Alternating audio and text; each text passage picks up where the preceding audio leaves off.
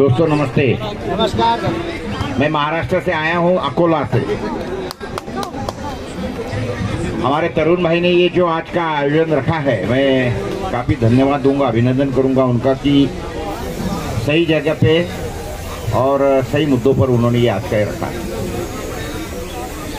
और जो लोग इसके साथ में जुड़े हैं, चाहे हमारे गोरक्षक हो या जो भी यहाँ पर लोग हाजिर हैं, उनको भी मैं धन्यवाद दूंगा कि कम से कम उन्होंने ये जरूरी समझा कि इस चीज़ में शामिल होना जरूरी है। देखिए, पहली बात तो मैं गौ माता की बात करूंगा। बातें ऐसी है, हमको ऐसा है कि मैं आपको एक बात बताने की कोशिश करूंगा कि अगर हमारे को कोई बल्ब जलाना है तो हमको बल्ब जो है वो बल्ब का ही बटन दबाना पड़ेगा, और हम बल्ब जलाना है और पंखे का बटन दबाएंगे तो बल्ब नहीं चलने वाली। तो इसलिए मुद्दे के ऊपर टनाटन वही उद्देश्य करना है कि अगर गौ माता को बचाना है तो सबसे पहली बात हमको ये देखना पड़ेगा, सरकार को ये सवाल पूछना पड़ेगा कि भाई जब तक के गौ माता हमारे देश में थी और किसान जब 1960-65 तक के गौ माता आधारित खेती करता था, क्योंकि ये हरित क्रांति नहीं हुई थी, और उसके बाद में जब तक कि हरित क्रांति नहीं हुई थी तो हमारे देश के अंदर का कोई किसान आत्महत्या नहीं कर रहा था। और 1965 तक के ये जो बैंक है ना, बैंक के मैनेजर, ये हमारे गांव खेड़ों में आके घूमते थे और हमारे जो किसान भाई है, मेरे बाप दादा जो है ना, उनके तरफ हाथ जोड़ते थे, भीख मांगते थे कि भाई डिपॉजिट दे दो, बैंकों में डिपॉजिट दे दो, ये हमसे डिपॉजिट लेके जाने वाले लोग। बाद में हरित क्रांति हुई, और हरित क्रांति होने के बाद में 65 के बाद में हुआ क्या है अभी, तो जो बैंकों में डिपॉजिट रखने वाला किसान था वो अभी बैंकों से कर्जा ले रहा है, और कर्जा नहीं फेडने के कारण वो आत्महत्या कर रहा है। इतना उल्टा सुल्टा हो गया, ये पहले समझो। तो ये क्यों हो गया? हमारी भारत सरकार हर साल 1,25,000 करोड़ के करीब ये रासायनिक खाद के लिए विदेश में भेजती है सब्सिडी के नाम पे, 1,25,000 करोड़ रुपए। तो ये 1,25,000 करोड़ रुपए हमारे किसानों को दे दिया और उनको बोल दिया कि ये तू जैविक खेती कर, और तेरा खाद जो है तेरे खेती में तैयार कर। हो नहीं सकता? बिल्कुल हो सकता। मेरी खेती आके देखिए, 7 एकड़ खेती के ऊपर मैं यही काम कर रहा हूँ।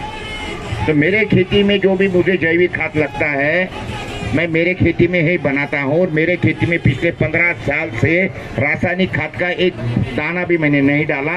रासायनिक खाद नहीं है तो कीड़ नहीं आती है, तो कीटनाशक की मुझे जरूरत नहीं है। तो ये मेरी खेती है। और दूसरी बात, तो ये 50 साल से वन वे ट्रैफिक चल रहा है गवर्नमेंट का, भारत का, कि लाख सवा लाख करोड़ रुपए हर साल उठाते हैं और विदेश में भेज देते हैं रासायनिक खाद खरीदने के लिए।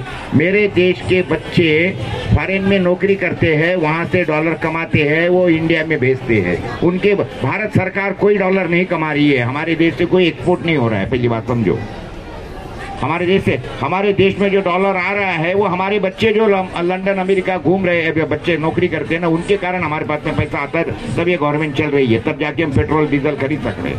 तो इतने मेहनत से हमारे बच्चे वहां से डॉलर कमाते हैं, और ये नालायक लोग क्या करते हैं, ये डॉलर को वापिस से वहां बेचते हैं 1.25 लाख करोड़ रुपए के हिसाब से। तो ये कोई विदेश के जो लोग हैं, हमको रासायनिक खाद भेजने के लिए ये कोई हमारे रुपए थोड़ी लेते हैं, उनको डॉलर देना पड़ता है। तो हमारे की जरूरत क्या है?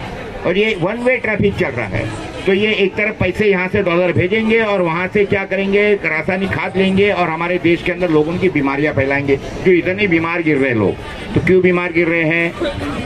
क्योंकि हम अनाज नहीं खा रहे हैं, हम केमिकल खा रहे हैं। पहली बात समझो। तो एक तरफ हम ये केमिकल के नाम पे रासायनिक खाद में भी पैसा डाल रहे हैं, दूसरी बात में बीमार गिर के ये केमिकल खरीद रहे हैं, वापिस से पैसा वापिस डाल रहे हैं, और ये सारे हॉस्पिटल चल रहे हैं। मैं अकोले का उदाहरण देता हूँ, जहाँ से मैं रहता हूँ। पहले 1960 में हमारे शहर के अंदर सिर्फ 4 डॉक्टर थे, दवा की 2 दुकान थी। आज के घड़ी में मेरे शहर के अंदर 4000 डॉक्टर है और दवा की 12,000 दुकान हो गई है। अब बोलिए क्या हो गया है, ये क्या हो रहा है? तो ये प्रगति नहीं है, ये अधोगति है। सरकार, फार्मा कंपनियों के हाथ में देश चला गया है और ये सारे वो कर रहे हैं।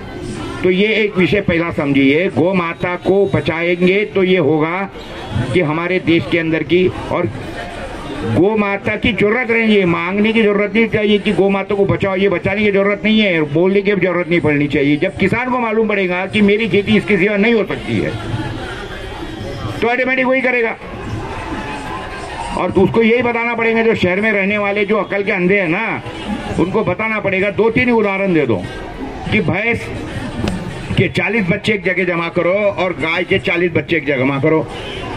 आज के घड़ी में क्या हो रहा है, बेटा माँ को क्यों नहीं पहचानता है? क्योंकि भैंस का दूध पी रहा है। तो 40 बच्चे गाय के जमा कर दो, 40 बच्चे एक जगह पे भैंसों के जमा कर दो और बाद में उनको शाम को छोड़ दो सबको। तो भैंस का कोई भी बच्चा किसी के भी भैंस का पास में चले जाएगा, किसी का भी दूध पिएगा। लेकिन गाय का बच्चा वो बराबर उसी के माँ के पास में जाएगा और वो गाय उसी बच्चे को दूध पिलाएगी। हमारे बच्चे आज के घड़ी में जो देश में चल रहा है ना, तो अभी कोई मैंने बताने की जरूरत नहीं क्या तरीके से बच्चों का हो रहा है और क्या तरीके से माओ का हो रहा है।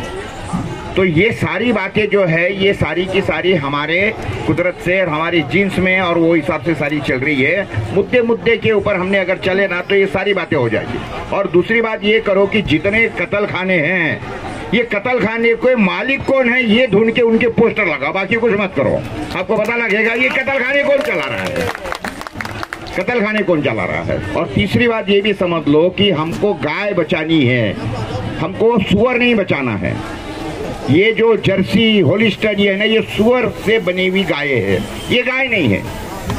हम जो दूध पी रहे हैं ना, अगर दूध पीना है, देखो एक तो दूध भगवान ने बनाया है वो हर एक के बच्चे के लिए बनाया है, पहली बात तो ये समझिए। हर एक माँ को जो दूध दिया है ना, वो उसके बच्चे के लिए दिया है। ये इंसान ही एक ऐसा आदमी है कि जो दूसरे के माँ का दूध पीता है, लेकिन अगर माँ का दूध पीना है तो हमारी गौ माता का पीना है, ये सुअर के माँ का नहीं पीने का है, पहली बात।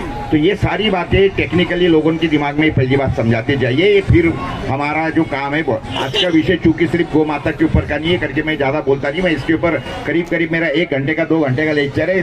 वो होने के बाद में ना आप कभी बात करेंगे गौ माता के रक्षण की ना जरूरत पड़ेगी, क्योंकि आपको पता लग जाएगा कि कौन से मुद्दे के ऊपर हमको काम करना है। ऑटोमेटिकली हमारे देश में गौ माता का संरक्षण होगा, ऑटोमेटिक होगा। तो ठीक है, खैर अभी बात रही अपनी दूसरी जो ये कोरोना और ये जो सारी बातें चल रही है, आपको तो पता है मैंने तो उस समय पे कई वीडियो बनाए, सैकड़ों वीडियो बनाए लोगों के दिमाग से ये डर निकालने के लिए कोरोना का। पहली बात तो जो काम मैंने तो एक अकोला में दुकान बंद नहीं होने दी, एक दुकान बंद नहीं, कोई आती थी दुकानें बंद करती थी, मैं जाता था खोलो में दुकान, सारे लोगों को। पुलिस वाले परिस्थिति अकोला में ये थी कि अगर मेरी गाड़ी आती थी ना, अरे पोरे साहब की गाड़ी आ रही है, साले पुलिस गाड़ी में भरे जाते थे, भाग जाते थे वहां से।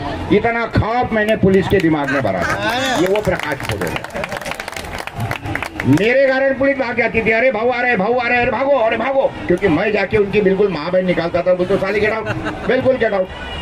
क्योंकि कलेक्टर को मैंने सबसे पहले चिट्ठी लिखी थी कि मैं दुकान बंद करूंगा, मेरा प्रतिष्ठान बंद करूंगा, पहले मुझे ये कंफर्म करो कि मेरा नुकसान जो होने वाला ये भर के देगा तू, ये कायदा है, इसमें ये प्रोविजन है। कलेक्टर बोले नहीं हम तो नहीं दे सकते। बोले नहीं बंद दे सकते तो हरकत नहीं, हम दुकान भी बंद नहीं करेंगे, दुकान भी बंद नहीं करेंगे। तुम अगर ये देते हो तो इसीलिए तो कलेक्टर से अकोला से मेरी पूरी हो गई, उसको मालूम है कि नालायक आदमी है, ये कायदे से बात करता है, कायदे से बात करता है। और इसीलिए मैं कोई भी हॉस्पिटल में जाता था तो मैं जहाँ हॉस्पिटल में जाता था वहाँ पुलिस आती थी, वैन्स आती थी, बोलते थे पोरे साहब ये ऐसा नहीं जा सकते आप, मतलब तू क्या करेगा, मैं आ गया अंदर तो नहीं बोले हमको गुना दाखिल करना पड़ेगा। करो तू तेरा काम कर, मैं मेरा काम करता हूँ। तो 40 केसेस मुझ पर दाखिल हो गई। आज पुलिस वाले मेरे पीछे घूम रहे हैं कि पोरे साहब एक काम करो, ये 40 केस हम कंपाउंडिंग करते हैं, लोक अदालत में डालेंगे, इसको मिटा डालेंगे। मतलब नहीं मिटाएगा, क्यों मिटाएगा तू, ये सारी केसेस कोर्ट में डाल, मैं खुद जाके मेरी पैरवी करूंगा, मैं तेरे को नंगा करूंगा, चिंता मत कर कि तूने कितने झूठे केसेस दाखिल करी, क्योंकि कानून ही नहीं है, ऐसा कानून ही नहीं है। मास्क नहीं लगाया करके मुझ पर तू गुना दाखिल करेंगे, ऐसा कानून का ये तो बता पहले। तो ये बातें ध्यान में रखो। आदमी में ताकत कब आती है, बोलने में जोश कब आता है, अगर आपको उसके बारे में पूरा पता है तो आदमी में जब जोश तभी आता है कि मैं बात क्यों कर रहा हूँ इतने जोर से, क्योंकि आई एम कन्फर्म, मैं जो बात कर रहा हूँ ना उसके बारे में मुझे पूरा कन्फर्मेशन है, इसलिए मेरे शब्दों में जोर है। तो हमारा काम ये है कि पहली बात तो लोगों को एजुकेट करो, तो एजुकेट भी करना है, लोगों को आते पते की बातें बताना है, फालतू बातें करके कोई मतलब नहीं है। और कौन से मुद्दे पे कितना समय गंवाना है, ये सारी बातें हम लोग समझना चाहिए। तो आपके माहिती के लिए बताता, आज महाराष्ट्र गवर्नमेंट के ऊपर 1,40,000 करोड़ का 10,000 करोड़ का मैंने एक तो वो मुकदमा ठोका है, किसके ऊपर? वो सीरम इंस्टीट्यूट के ऊपर। पूरे दुनिया का सबसे ज्यादा कॉम्पनसेशन का मुकदमा प्रकाश पोरे ने ठोका है। कोर्ट ने वो मान्य किया है, मंजूर किया है, और वो अभी बिल गेट्स इसको सारी के सारी बिल गेट्स को और वो सीरम इंस्टीट्यूट वाले को नोटिस जा रही है। पहली बात तो हो गई है ऑलरेडी। पूना वाला जो है ना, ये वैक्सीन बनाने वाला नालायक घोड़े वाला जो है ना, घोड़े बेचता था साला एक जमाने में, ये नालायक अदर पुणे वाले। एक ही ये विषय। दूसरा, महाराष्ट्र सरकार के ऊपर मेरी केस चल रही है 1,40,000 रुपए की, क्योंकि उन्होंने बोला कि दुकान ये बंद रखो, और उन्होंने सारा सील कर दिया। मेरे तरफ मेरे जो एग्रो टूरिज्म है वहाँ आना लोग बंद हो गए। तो मैंने महाराष्ट्र गवर्नमेंट के ऊपर, कलेक्टर के ऊपर दावा ठोक दिया कि मेरा जो लास्ट ईयर का जो इनकम था वो फलाना फलाना था इतना, और अभी ये साल का मेरा गिर के इनकम इतना हो गया है। तो दोनों साल की बैलेंस शीट दे दिए, लास्ट ईयर की दे दिए, करंट साल के यानी 2020 साल की दे दिया। तो उसके अंदर दिख गया था कि प्रकाश पोरे को 70 लाख का नुकसान हो गया है, कम आ गई। तो वो नुकसान, वो दोनों बैलेंस शीट के साथ में मैंने ठोक दिया उनके ऊपर। और कानून ये बोलता है कि आपका जितना नुकसान हुआ है उससे दुगनी आपको देनी है। तो 70 लाख का वो नुकसान, और उसके ऊपर दुगना पेनाल्टी। 1,40,00,000 रुपए का मेरा महाराष्ट्र गवर्नमेंट के ऊपर ऑलरेडी केस चल रहा है, ठोका है, और महाराष्ट्र गवर्नमेंट भी क्या बोलते हैं उसको, बैकफुट पे है उस मुद्दे के ऊपर। क्योंकि बातें ऐसी है कि ये अगर प्रकाश पोरे को पैसे देने पड़ते हैं तो ये लाइन लग जाएंगी, सारे लोग बोलेंगे तुमने उनको दिया, हमको तो तुम उनको दिया, और मैं इनके बाप से वसूल करके रहूंगा, बाप से वसूल करके। एक बात ध्यान में रखो, तो बातें ऐसी है कि सरकार आज के घड़ी में ये सारी सत्य बात बोलने के लिए लोग क्यों डरते हैं? तो ईडी का डर लगाते हैं, दूसरी बात बोलते तेरे को अरेस्ट कर देंगे। अभी मेरी बात तो ऐसी है कि मेरे इतना नंगा आदमी कोई है ही नहीं, क्योंकि एक करीब 40 बार तो मैं जेल जा चुका हूँ। महाराष्ट्र का शायद ही कोई ऐसा जेल या कस्टडी है कि जिसमें मैं नहीं गया हूँ। दूसरी बात, डर काय का लगता लोगों को हथकड़ी पहनने का, तो 6 बार पहन चुका हूँ हथकड़ियाँ। तो बातें ऐसी है कि मित्रों, अपने बोलने में, और पहली बात नीडर बनो, वरना क्या है तो नीडर बनो। और ये मत समझो कि ये कोरोना वोरोना खत्म हो गया है, ये इससे भी खतरनाक ला रहे, क्योंकि अगर हमको समझना है तो वर्ल्ड ट्रीटी आ रही है। दुनिया के 194 देशों के साथ में ये WHO जाके ट्रीटी कर रही है, और वो ट्रीटी बनने के बाद में हर सरकार की ताकत निकाले जाएंगे, उसके पावर निकाले जाएंगे, और वो बोलेंगे वो सुनना पड़ेगा। ये बातें किसको मालूम नहीं है। तो ये सारी चीजें हमको आने वाले दिनों में समझनी है, और वो हिसाब से ही आगे जाके काम करना है। क्योंकि जो ये थी अभी तक की हुई 3 साल, ये ट्रायल थी, ये ट्रायल था, असली अंगड़ाई आगे बाकी है। समझे? ये तो बिल्कुल आगे बहुत बड़ी बात है। और ये सारी चीजें समझाने के लिए मैं ऐसा समझता हूँ कि आशुतोष पाठक के जैसे झुंझार जर्नलिस्ट हमारे साथ में हैं, तरुण कोठारी जैसे लोग हैं, हमारे डॉक्टर साहब के जैसे सारे लोग हैं। ये सारे लोग आपको सारा इसके अंदर बताएंगे कि किस तरीके से आगे जाने वाले दिनों में हमको जागरूक होकर काम करना है। धन्यवाद।